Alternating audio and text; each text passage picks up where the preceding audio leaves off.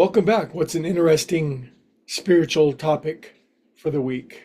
I'm always looking for an inspiration, a spark, and I got one in a spiritual meeting that I went to last night. And it was a young gal, and she was just brimming with enthusiasm with her newfound spiritual existence and was a veritable firecracker of energy and enthusiasm and positivity. And it was nothing less than truly infectious when somebody is really on fire with the spirit. They are in fact and indeed a light in the world. They are a city on the hill, not meant to be hid, but meant to be seen. And what was interesting about her story, it was, even though she's only been around for a year or so doing the spiritual deal after a bit of chaos growing up and still very young,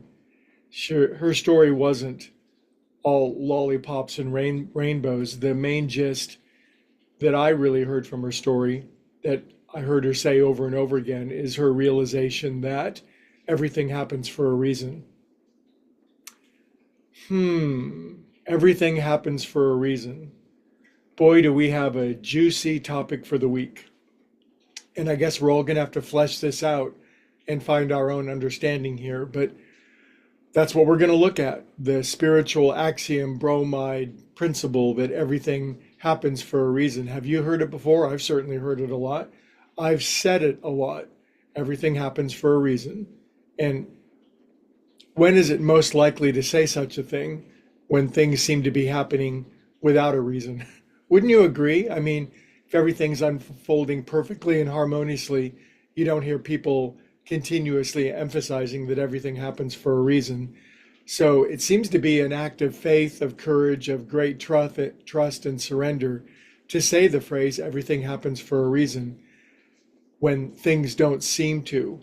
So we're going to start the week with looking at the principle, this concept from the other angle.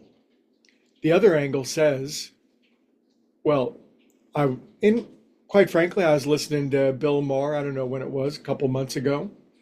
Like the guy for certain things, dislike him for other things, but he's made a great deal of fun of religion in his life.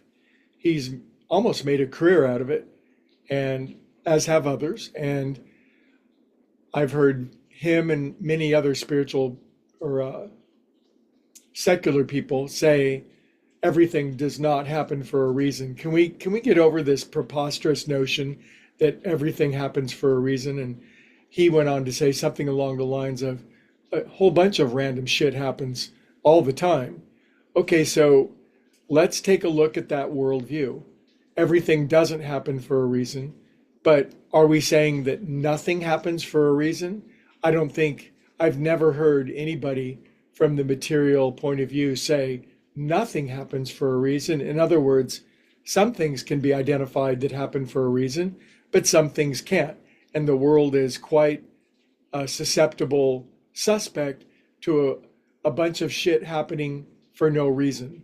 There's no reason involved. Okay, let's take a look at that worldview. Some things happen for a reason and some things don't. How solid of a foundation is that? In other words, the universe is a place that certainly includes random, uncertain, stuff that doesn't happen for a reason. I guess we might call it chaos. If that's the case, then our job as human beings with our intellect and our super intelligence is to try to lay a template of reason on a universe that is unreasonable, chaotic, random, unfriendly, if you will.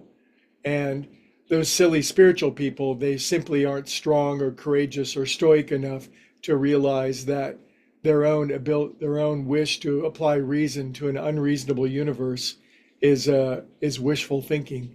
Okay, well, if that's the case, then that's a choice, that's a worldview, and those that choose to live in that world get to live in that world. However, if you're on this call, you're listening to this, you're at least examining the notion that everything does happen for a reason. The universe is a coordinated, cohesive, unified, intelligent, harmonious, connected entity, if you will. It's one consciousness, and every part of it knows every other part. So everything does happen for a reason. There is an overarching, underlying, interpenetrating connectivity, wisdom, and intelligence. And if I don't understand why something happens, if it seems unreasonable to me, then I'm trying to make the universe fit into my logic system in my brain. And therein lies the problem. I think the world should fit into my logic and my reasonableness. And for me, that's caused enormous pain and enormous struggle. And it's caused so much struggle that it's caused me to surrender, to trust, to give it up, to undergo great episodes of simple trust and surrender. Trust the process. Everything does happen for a reason. And then inevitably, my understanding grows. So there's two ways to look at the world. I'm in possession of great reason, and the universe is random and chaotic. And I'm going to do my best to fit the universe into my brain, or the universe is actually an entity, a texture, a fabric of perfect intelligence. And it's me who's actually filled with unreasonableness and chaos and random. And it would be good for me to fit my mind into the infinite wisdom and reason of God. Big topic this week. Let's see where it goes. I'll see you tomorrow.